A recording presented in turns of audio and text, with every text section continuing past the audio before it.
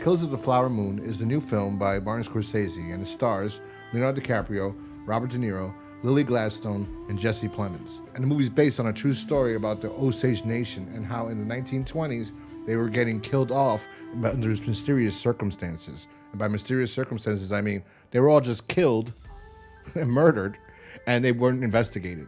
There was no investigation. The film starts out with a native tribe in Oklahoma, the Osage Nation, and they strike black gold. That's right.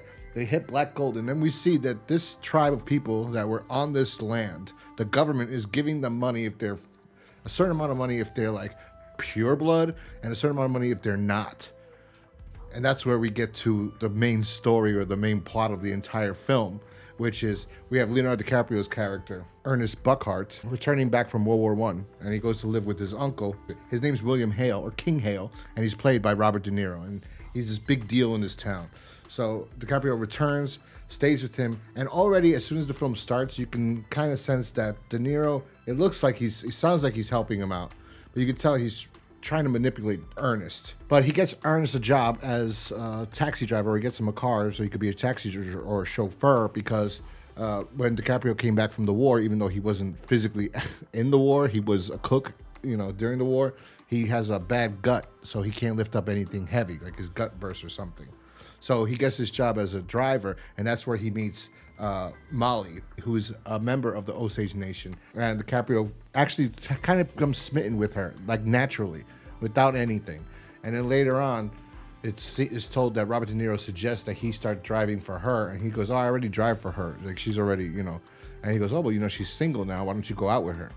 And he's like, "She's single?" But see, he already had the intentions to start dating her, so that was the interesting aspect in that storyline, which I'm not sure. I've heard stories. I'll talk about that later. But anyway, so as the movie progresses, you start seeing that Robert De Niro's character, King Hale, is manipulating a lot of people and manipulating Ernest, telling him that, the money, because you married into the women, the Osage women, you married into a whole family. Like the money should be going to you and not going to this person or that person or the mother. It shouldn't be going to the sister. It should be going to your wife. So he starts basically killing everybody. Like he tells Leonardo DiCaprio, "You should kill this person, or get it done." Or he manipulates the situation. DiCaprio actually doesn't kill anybody himself that I can remember.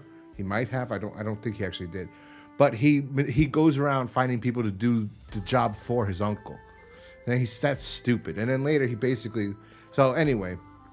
That's what the movie's about. The movie's about these murders that went unsolved for a long time until the tribe went to Washington and asked for help, and that's when the FBI goes and they investigate what's going on here. I'm not going to go any further than that. I mean, that's it. I guess I don't know if I spoiled it or not already, but yeah, I'm just going to go. I'm not actually going to spoil anything because there's more to the film than that, but that's the basic outline of what it's about. It's about this tribe is getting whacked off. Nice. And nobody cares at the time.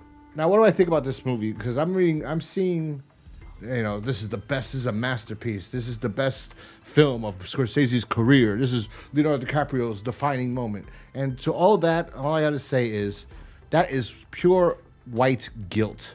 That is what the movie should be called, White Guilt. It shouldn't be called Killers of the Flower Moon. It's just trying to hit you over the head with like white guilt. But at the same time, he's trying to hit you over the head with like the white people are bad. They did this to these people. It's just family and these people, these lazy fucks. And they make a point to reference that out. So Scorsese makes a point to point out that these guys that came back from the war, these guys that come here to do this, they're extremely lazy. They just want to drink. They don't want to work. So that's why they just want these checks. They just want to marry into this family. De Niro does a good job in portraying King Hale, because he's basically himself. A little bit more over the top, because I could separate Robert De Niro from the character he's playing. But in this movie, he's basically like taking how he is in real life, because we've seen videos of him, how he speaks, how he thinks to regular people. And he's going over the top with it here and doing a good job in portraying this evil character. So there was good casting. He did a good job. He's actually acting. He doesn't normally act anymore. He's actually acting whenever he's with Scorsese, he acts. I can't separate the actor from the performance. So yeah, I don't like De Niro in general, but he did a good job here. But really he's just elevating his own attributes times 100 and becoming this despicable character who's really vile and disgusting, and that you actually do despise while you're watching the film. As a Scorsese's masterpiece, this is not Scorsese's masterpiece. This movie was 3 hours long. It did not need to be 3 hours long. And I don't know if Scorsese's editor passed away or something, but like his old editor, because the last two films, they're very long for no reason. There's no reason this movie couldn't be 2 hours. It did not need to be 3 hours. And it just drags. Also, there's scenes that are unnecessary. They're reviewing this saying this is a masterpiece, it's great, the story needs to be told. Okay, the story needs to be told, I agree with that. But don't say this is a masterpiece. This isn't his masterpiece. His masterpiece is probably Goodfellas or Gangs of New York. Those are his, or The Aviator. Those are masterpieces. Or Raging Bull. Those would be his masterpieces. This is not his masterpiece. All right? As far as DiCaprio's performance, I will agree it's one of his better performances that he's had in his entire career. It's not his best performance of all time. I think, honestly, the best performance he's ever had was in Once Upon a Time in Hollywood, when he's Rick Dalton being cast as a cowboy and doing that scene with Timothy Olyphant. I think that was phenomenal acting, and even going to his trailer and then coming out later, absolutely phenomenal. I think that was probably his best performance of all time. Maybe this is showing my bias, but I am a fan of Leonardo DiCaprio. I grew up watching him on Growing Pains. I followed his career from there onto This Boy's Life, then to Basketball Diaries, Romeo and Juliet, Titanic, etc., or The Beach. I followed his career, and I am a fan of his, and I do like his movies. I love Catch Me If You Can. It's probably my favorite movie of Leonardo DiCaprio's. That doesn't mean this is my favorite performance of his. I think this movie is one of the best performances I've seen him, even better than The Aviator. It is very, very good. You don't see him as Leonardo DiCaprio in this movie. You see him as this character, and while you're watching it, you get actually drawn in. He'd probably be nominated for an Oscar. I don't think he'll win it. There was a trailer at the beginning of the movie for a Bob Marley movie. I'm pretty sure that guy's going to be nominated and win. Most likely with their new woke agenda, the Oscars, he'll probably win. Doesn't mean people will go see the movie. People don't see Oscar-nominated movies anyway anymore in theaters because this movie was empty. But who knows if that will be a good movie, if that performance will be good. But I'm pretty sure that guy's going to get nominated and probably going to win. DiCaprio will be nominated. He won't win. He won for The Revenant when he barely has any lines just because he ate fucking whatever he ate. But, in this movie, he's great. He's really good in this movie, and you don't see Leonardo DiCaprio at all in here. Lily Gladstone is fantastic, fucking fantastic. If anything, she's gonna get nominated and she's gonna win, and people are gonna say it's because of the new woke criteria for the Oscars. I would say no. She deserves the Oscar. She was really fantastic in this movie. Jesse Plemons, for when he comes in the third act of the film, he's a decent job, but he doesn't have much. He's just a lawman coming to investigate these things. And, I will say, for Scorsese, this is really just dull directing. This is not a great film. This is not a bad film. It's a mediocre to good movie. It's just way too long for no reason. A lot could have been cut down. But, the performances are really what shines through in this movie. That you can sit through 3.5 hours. That's how long this thing is. This is unbelievable that I actually sat there. I thought I was going to make it through. I had to go to the bathroom one time. And I was trying to sit through the entire film. Also, there was parts in the beginning of the movie when Scorsese was directing it that I found very interesting, his style, his approach to it, which was he's letting us know that we're in the 20s, and by showing us how you would go to the theater and see the silent motion pictures with the title cards, and I was like, this is interesting. I want to see how he pulls this off. I'm a big fan of Martin Scorsese films. I like a lot of his films. I'm not the be-all, end-all, know everything about Scorsese. There's a few movies I haven't seen of Martin Scorsese's, but I do think he's one of the best directors out there. And even now, with these two last films that are not great, they're not great. I'm sorry. They're way too long. But I will say, even with these two films, I still think he's one of the top directors in Hollywood today.